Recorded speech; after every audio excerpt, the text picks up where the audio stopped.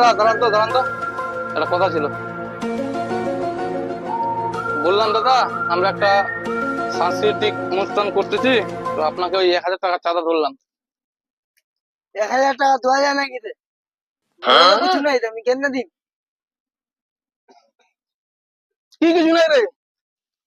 তুই যদি কই তোর কিছু নাই, তুই ব্যবসা করি, ফের শুনলু কাল রাতে বেটাটা মোটরসাইকেল কিনে দিল, ফের ওদিন জানাবে আমের একটা বড় বাগান কিনে নিল, তুই তোর কিছু নাই?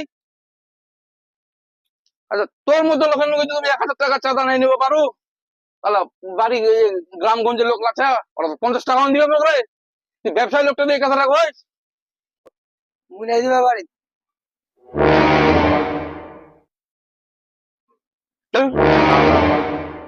এই জামা সালা কেন জামা নাই রে? ভালো কাজে না চান্দা উঠবাসিও, বেটা মোর কাছে সালা টাকা নাই মন নাকি? 90 বিঘা সম্পত্তি বেটা।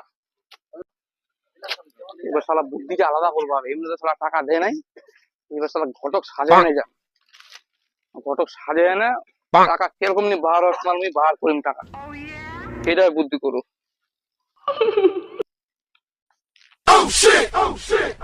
এই দা কি করি গে?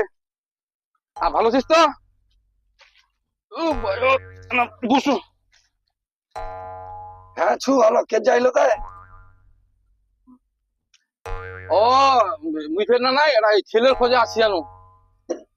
হ্যাঁ ছেলের খোঁজে আসিল, ছেলে তো মরেছে, মরা বেটা দেয়ার উপযুক্ত।